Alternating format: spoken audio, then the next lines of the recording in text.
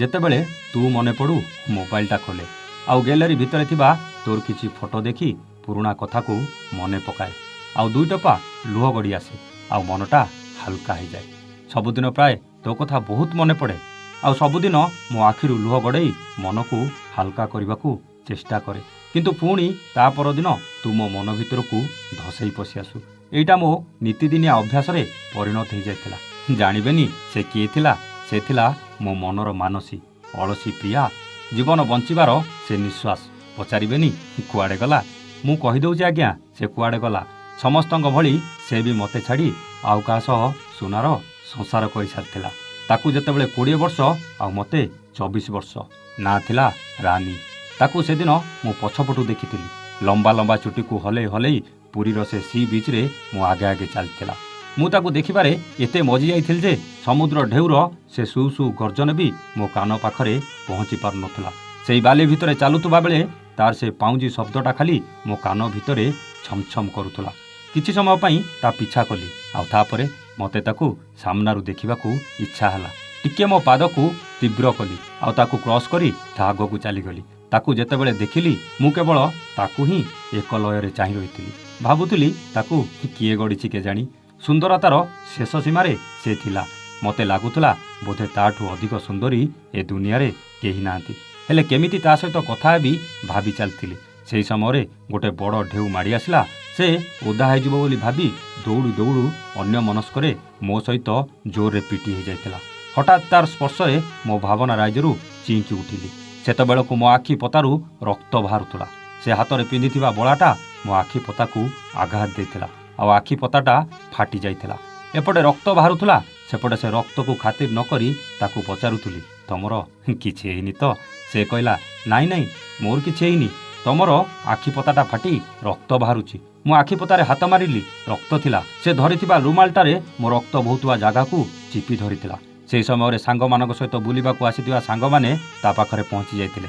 କ'ଣ ହେଲା ବୋଲି ପଚାରିଥିଲେ। ମୁଁ କହିଲି, କିଛି ନାହିଁ, ସାମାନ୍ୟ ଖଣ୍ଡିଆ ହେଇଛି, ଠିକ୍ ହେଇଯିବ।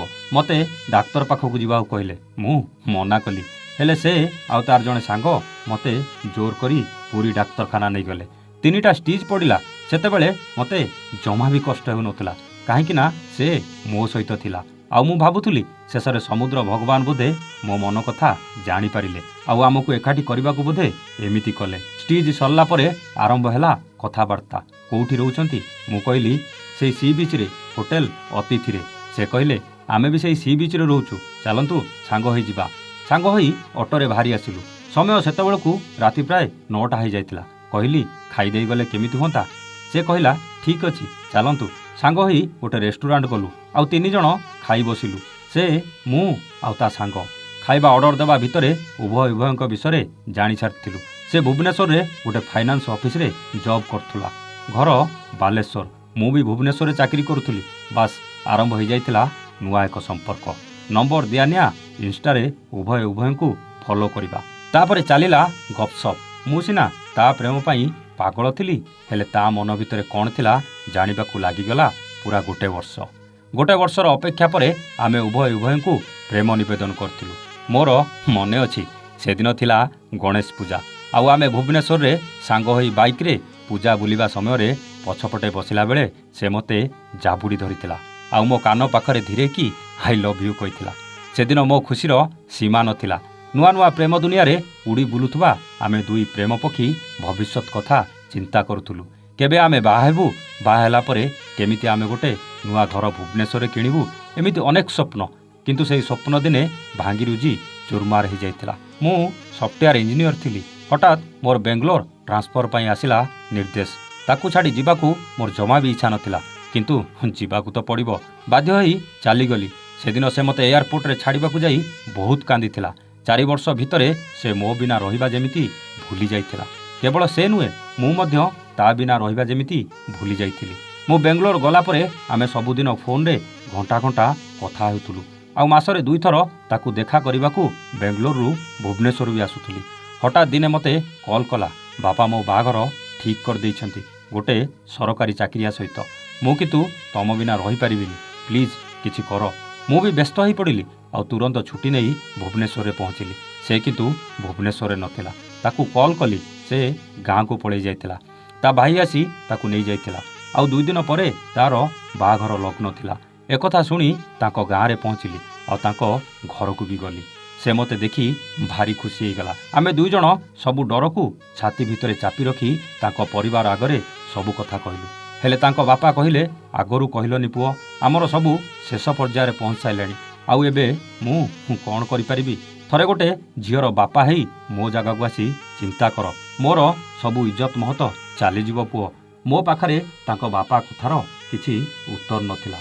ମୁଁ ମୁହଁକୁ ତଳକୁ କରି ବସିଥିଲି ଆଉ ସେ ତଳକୁ ମୁହଁ କରି କାନ୍ଦି ଚାଲିଥିଲା। ବନ୍ଦ ଘର ଭିତରେ ସବୁ ଚୁପ୍ ହେଇଯାଇଥିଲେ। ଖାଲି ଯାହା ତା କାନ୍ଦଟା ଶୁଁ ଶୁଁ ହୋଇ ଚୁଭୁଥିଲା। ପୁଣି ଥରେ ଚେଷ୍ଟା କରୁଥିଲି ବୁଝେଇବାକୁ। ତାଙ୍କ ବାପା କିନ୍ତୁ ମୋ ପାଟିରେ ହାତ ଦେଇଦେଲେ ଆଉ ହାତ ଦିଟାକୁ ସିଧା ଯୋଡ଼ିଦେଲେ।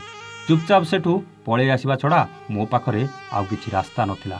କାଳେ ସେ ମୋ ସହିତ ପଳେଇ ଯିବ ବୋଲି ତାକୁ ଆଉ ଏକୁଟିଆ କୁଆଡ଼େ ଛାଡ଼ି ନଥିଲେ। ଶେଷରେ ତା ବାହାଘର ସେ ସରକାରୀ ଚାକିରିଆ ସହିତ ହେଇଯାଇଥିଲା। ଆଉ ମୁଁ ତା ବାହାଘର ଦିନ ବେଙ୍ଗଲୋରର ଗୋଟେ ବାର୍ ଭିତରେ ରଙ୍ଗୀନ ଆଲୁଅରେ ନିଶାରେ ବସି ମୋ ଆଖିର ସବୁ ଲୁହ ଗୁଡ଼ାକୁ ଗଡ଼େଇ ଚାଲିଥିଲି। ସେ ବାହା ହେବାର 3 ବର୍ଷ ବିତିଗଲାଣି। ସେ ଏବେ ପଶ୍ଚିମ ଓଡ଼ିଶାରେ ତା ସ୍ୱାମୀ ସହିତ ରହୁଛି। ଅନେକ ଥର ଇଚ୍ଛା ହେଇଛି ତାକୁ କଲ୍ କରିବାକୁ, ହେଲେ ସାହସ କରିପାରୁନି ପ୍ରତାପ ଭାଇ।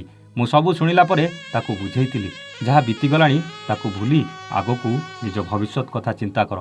କିନ୍ତୁ ସେ କହିଲା, ତାରି ସ୍ମୃତିରେ ଜୀବନ କାଟିବାକୁ ଚାହେଁ ଭାଇ। ସେଥିପାଇଁ ଆପଣଙ୍କୁ ସବୁ କହିଲି। ଗୋଟେ କାହାଣୀ ଆପଣଙ୍କ କଣ୍ଠରେ କରିବେନି?